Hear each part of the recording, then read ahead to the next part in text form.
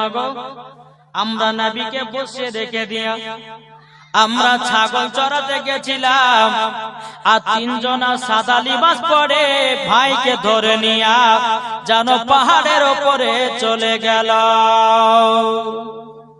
হযরত মা হালিমা রাদিয়াল্লাহু তাআলা আনহা তিনি বলছে, বেটা গো আমি তো আর আমিনার সামনে মুখ দেখাতে পারবো না, যদি আমার দুধ বেটার কিছু হয়ে যায় আমি তো আর আমিনার সামনে মুখ দেখাতে পারবো না।